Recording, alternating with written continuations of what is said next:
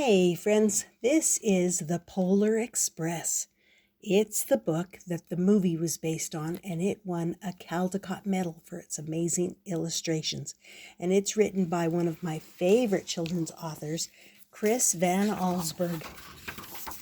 And his pictures are just so detailed and so incredible. And I've known this book for a lot longer than the movie's been out. So I wanted to share it with you today. This is The Polar Express. On Christmas Eve, many years ago, I lay quietly in my bed. I did not rustle the sheets. I breathed slowly and silently. I was listening for a sound a friend had told me I'd never hear, the ringing bells of Santa's sleigh. There is no Santa, my friend had insisted, but I knew he was wrong. Late that night I did hear sounds, though not of ringing bells. From outside came the sounds of hissing steam and squeaking metal. I looked through my window and saw a train standing perfectly still in front of my house. It was wrapped in an apron of steam. Snowflakes fell lightly around it. A conductor stood at the open door of one of the cars. He took a large pocket watch from his vest, then looked up at my window. I put on my slippers and robe. I tiptoed downstairs and out the door. "All aboard!" the conductor cried out. I ran up to him. "Well," he said, "are you coming?" "Where?" I asked. "Why, to the North Pole, of course," was his answer. "This is the Polar Express." I took his outstretched hand, and he pulled me aboard. The train was filled with other children, all in their pajamas and nightgowns.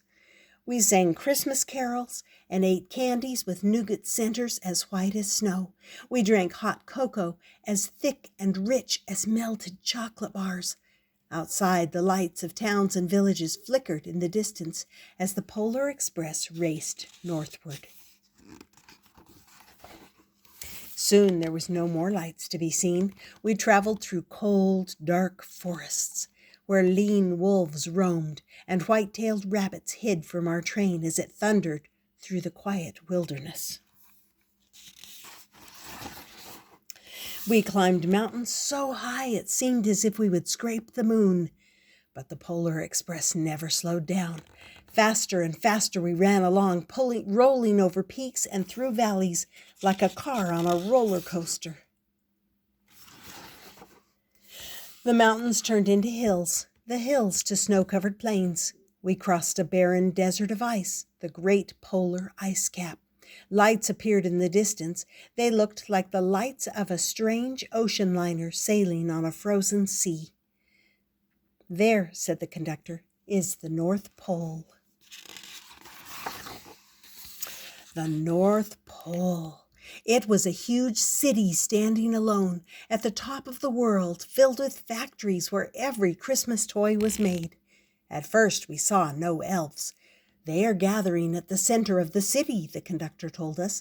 "That is where Santa will give the first gift of Christmas." "Who receives the first gift?" we all asked. The conductor answered, "He will choose one of you." "Look," shouted one of the children, "the elves!"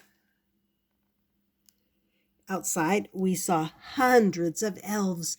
As our train drew closer to the center of the North Pole, we slowed to a crawl. So crowded were the streets with Santa's helpers. When the Polar Express could go no farther, we stopped, and the conductor led us outside. We pressed through the crowd to the edge of a large open circle. In front of us stood Santa's sleigh. The reindeer were excited. They pranced and paced, ringing the silver sleigh bells that hung from their harnesses. It was a magical sound like nothing I'd ever heard. Across the circle, the elves moved apart, and Santa Claus appeared.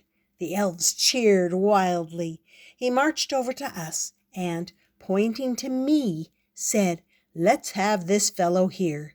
He jumped into his sleigh. The conductor handed me up. I sat on Santa's knee and asked, and he asked, "Now, what would you like for Christmas?" I knew that I could have any gift I could imagine, but the thing I wanted most for Christmas was not inside Santa's giant bag. What I wanted more than anything was one silver bell from Santa's sleigh. When I asked, Santa smiled. Then he gave me a hug and told an elf to cut a bell from the reindeer's harness. The elf tossed it up to Santa. He stood holding the bell high above him and called out, "The first gift of Christmas."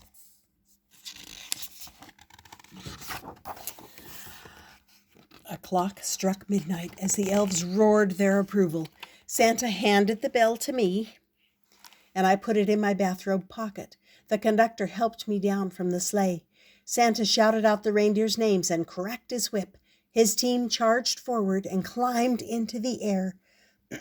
Santa circled once above us, then disappeared in the cold, dark polar sky.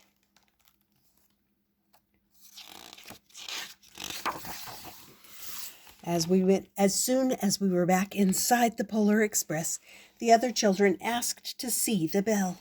I reached into my pocket, but the only thing I felt was a hole. I had lost the silver bell from Santa Claus's sleigh. "Let's hurry outside and look for it," one of the children said. But the train gave a sudden lurch and started moving. We were on our way home.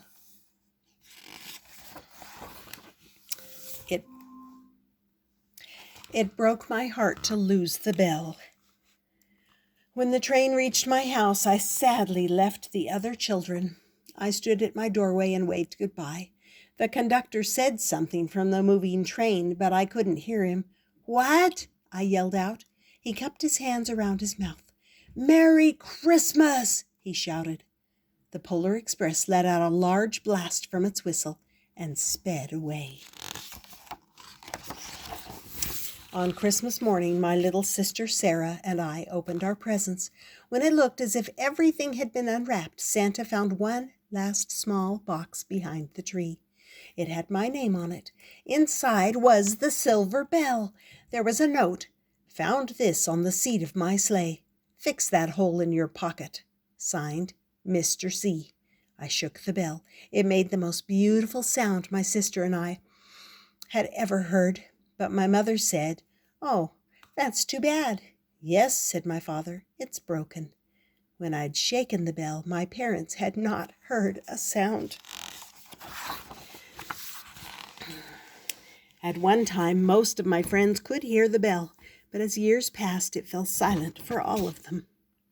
Even Sarah found one Christmas that she could no longer hear its sweet sound. Though I've grown old, the bell still rings for me, as it does for all who truly believe. And that was the original version of the Polar Express. And I hope you enjoyed it just as much as I do. Obviously, it gets me going. And it's written by Chris Van Allsburg, one of the best author illustrators of children's books. And I'm going to have some more of his books up soon. And I hope you enjoyed it and that you subscribe, come back often. Look at my Christmas playlist. There's lots of Christmas stories there, and there will be a Chris Van Allsburg playlist soon. And I'll see you next time here on Stories with Grandma.